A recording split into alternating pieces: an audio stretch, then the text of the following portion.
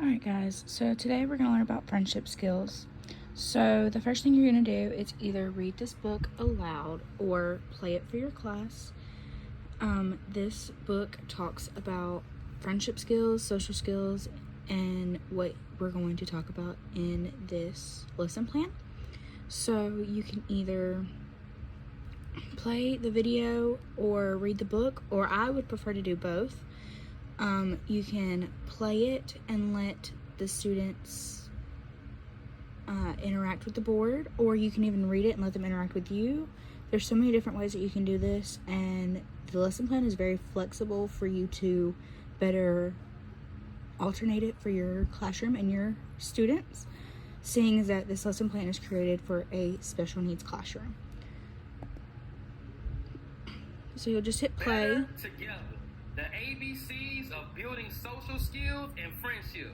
Written by Melissa Boyd, illustrated by Vanessa Alexandre. And he will read the book for you, or like I said, you can do it by yourself. After you read the book, feel free to ask your students the questions that you would like for it to be read, or asked, I should say. And then move on to this game right here, or any game for your preference that you know that your students would be attracted to.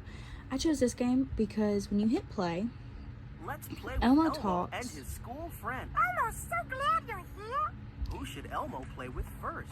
And it takes you throughout the game with directions. And then you can let your Dress students up come up. blocks with Timmy. Come on, let's play. Excuse me. Click on a friend to play with. Show and tell with Susie. You can let a student come up to your board and choose whichever one they want, because using this we will start Click on an activity. showing Show and tell. the students blocks, the way to take or turns dress for up. social skills. So you Dress can up have with them Jack and dress Jill. up, play with blocks, Show and tell or with show and tell. Susie. And Dress up so with Jack for and dress is up so much as an fun. example, Elmo can't you'll click wait on to it, play. and when Hang they on start there, playing, partner. It looks like Elmo's friends, Jack and Jill, both want to wear the unicorn costume. They look angry because the other won't let it go. What can Elmo do to help?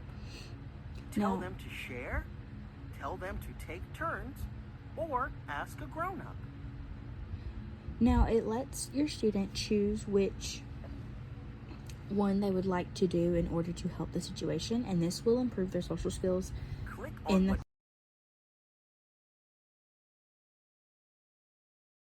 classroom Elmo can as do to well, help. with real life scenarios. So you would have a student pick the game that they want to play, and then they would then choose another friend of theirs that's in the class What should to Elmo come do? up to make the next Tell decision. them And to by share, then we start Tell going them to and take taking turns, or ask a grown-up. taking Click turns on clicking what Elmo on can do to help. what we want to do for the game. So for Tell example, them to take turns. Tell them to take turns. Tell them to share. Ask a grown-up. now they can take turns and choose different scenarios, because you can play this game as many times as you would like that you see fit for your classroom. Click on what Elmo can do So to let's help. just do Why don't take you try turns. taking turns, says Elmo. And we can flip to see who goes first. That way, it's fair. Jill wears it first. Then Jack has a turn. This way, they both get a chance. After all, the fun in dress-up is all the possibilities. Come on, let's dress up in more fun Excuse me. costumes. Help Jack and Jill get dressed. And so now, after your student makes that decision, they're going to call another friend, and it's going to keep Click on going for one the of process. these for So Jill's head.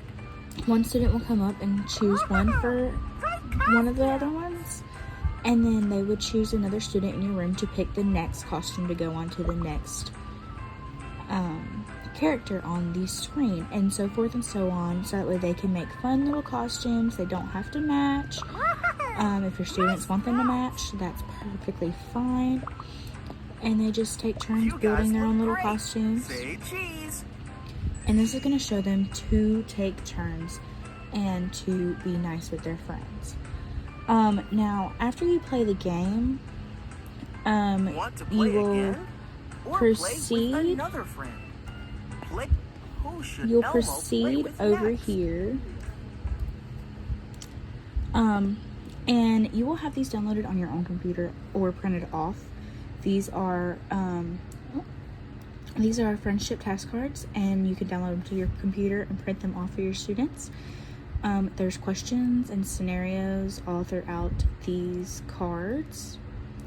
And so you will give your students, now everybody would be different because of their own IEP plans or 504 plans. So you will do this based off those. But how it's written in the lesson plan is you would give your students, the ones who are fully capable of doing these, 12 cards for them to answer the question or the scenario, and it also comes in black and white. And so when they do that, they will do it with either you or a parapro, and you will grade them using this rubric. You've got the board activity, the friendship cards, and then think sheet questions, and I'll get back to that in a second.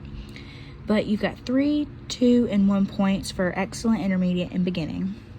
And you will just grade them based off how they answer these questions on the task cards.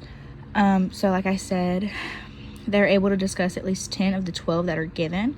Now, going back to the 12 cards, if you have a student that can only answer, for example, 8 of these, or you know that they can't last long enough to do 12, you are more than welcome to change up the number of cards as you see fit. So going back to this is how you would grade them. Now, getting back to the think sheet questions, these are the questions that you would ask them. Now, there's some lower levels for the easier questions, like what is a friend and what does good mean. Now, the rest of them are upper, so they're a little more difficult, need a little bit more explaining. So those will be a little bit more challenging for certain students, but they will get it over time and practice. But you would just use these questions and ask them and see if they can answer them based off doing this lesson plan. Now, you can change it up based off your students and their needs. That's perfectly fine. That's why it's written to a special education standard. But the think sheet questions, it says can answer all questions, upper and lower level. So that's with no help. So if they can answer all of these without having any issues, then they would get 3 points. Now, if they need a little help, but they answer them all correctly or most of them correctly, that's completely fine. That would be 2 points. And then if they struggle to answer any of them or can't answer any of them, or need a lot of help, that would be a number, they would only get 1 point. They'd only get 1 point. So that's how you would grade this. For the task cards, it's kind of the same thing. Like I said, the 10 cards out of 12, with no help needed. And then is able to, for 2 points, is they're able to discuss some of the task cards that were given with little help. And then that's just with like a little bit of like explaining about the task card or what the task card is saying. And then for 1 point is they're able to discuss a few of the task cards that were given, but struggled and needed more help than most, or that should be needed. 3 points. So for the board activity, now this is going back to the game, where they are sharing the pen with their friends in the class, calling on other people, taking turns, for those social skills as well. So this is shared automatically, chooses correct answer without any help. And it doesn't have to be a correct answer, but this is going based off your game. You could choose a game where it's a correct answer, or you can choose a game like I showed you, which there's not a correct answer because all of them lead to a correct solution. But it is all based off how your students react and what they need individually. For 2 points for the board game, they're willing to share with some convincing, so they need to you'll have to instruct them to share instead of them automatically turning around and calling on another friend. Chooses correct answer with little help. So like I said, that's a little bit of talking them through it, needing a little extra explanation. And then 1 point would be does not share well, does not, or chooses the correct answer with a lot of help. Now this is where basically you're having to spoon feed them the answer and having to basically give them the correct answer choice, because they just can't figure it out on their own. Now going back to the does not share well, that means that they do not, excuse me, they do not choose on another friend to give the pin. They do not want to move away from the game. They just want to continue. But yeah, I hope y'all enjoy this lesson plan and have a good day.